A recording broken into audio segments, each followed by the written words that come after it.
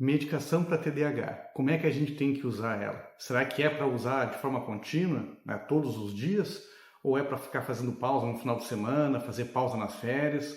Ou ainda ficar usando só quando precisa, em determinados momentos? Eu vou dar exemplos aqui para mostrar o meu ponto de vista e que talvez ele seja bem diferente do que tu já ouviu por aí. Mas antes de continuar, eu preciso que você entenda que os sintomas do TDAH, eles estão presentes 24 horas por dia, 7 dias por semana e afetam todas, né, ou quase todas, as situações da vida da pessoa. Não é só o trabalho ou o estudo que é afetado. E é importante entender também que usar a medicação não é uma falha da pessoa, não é uma falha de caráter, não é uma falha na personalidade dela, não é uma derrota ter que usar a medicação. Muito pelo contrário. Tratar o TDAH é uma batalha que a gente consegue vencer muito mais fácil quando utiliza as ferramentas corretas. E a medicação é uma dessas ferramentas. Então vamos fazer uma analogia. Vamos dizer que o psicoestimulante para o TDAH é como a insulina é para o diabético.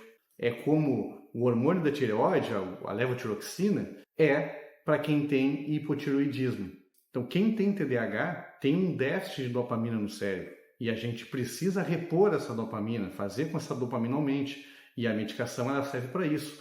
A medicação é a forma mais rápida e eficaz de repor essa dopamina que está faltando, essa substância normal do corpo que está faltando.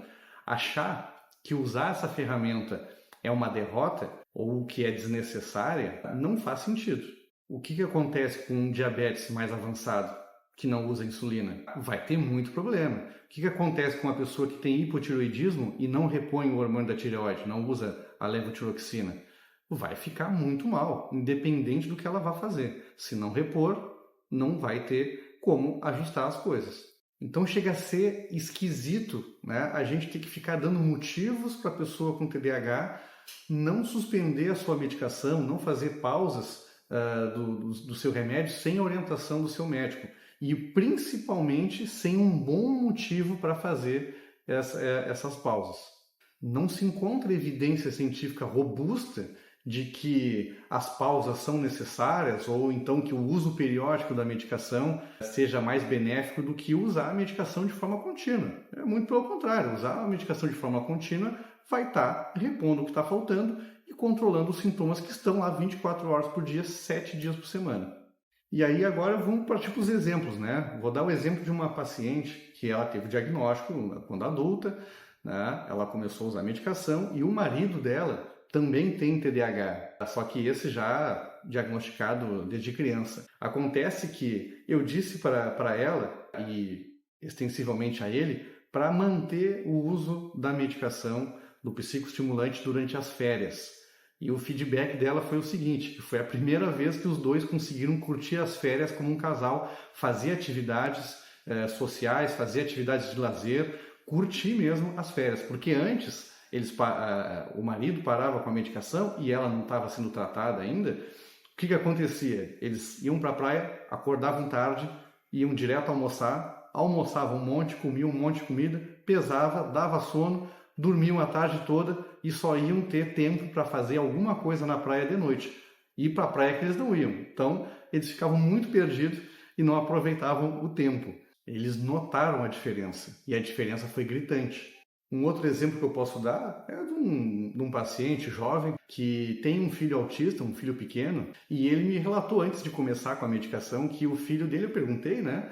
E o filho dele era muito agitado quando levava na praça, ele chegava muito cansado porque tinha que correr atrás do filho, o filho não parava com brincadeira nenhuma, queria fazer um monte de coisa diferente na praça.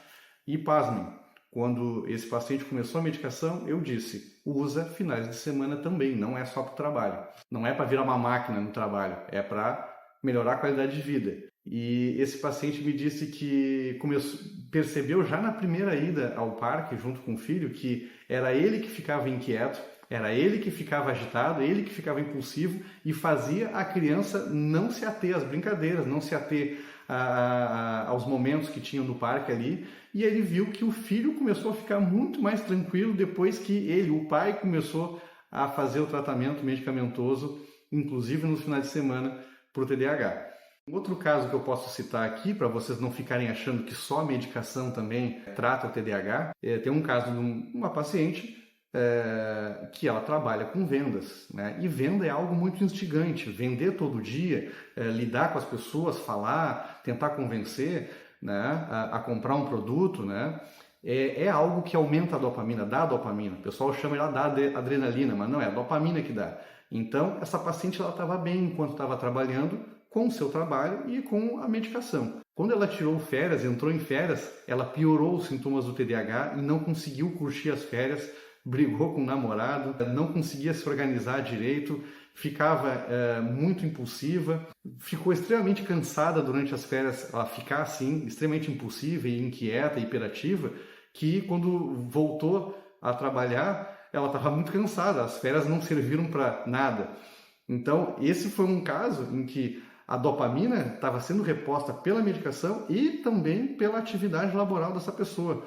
Então, nesse caso, a gente até deveria ter aumentado a dose do remédio nas férias, né? Porque estava faltando dopamina, não estava entrando dopamina pela atividade dela, aquela atividade laboral de venda.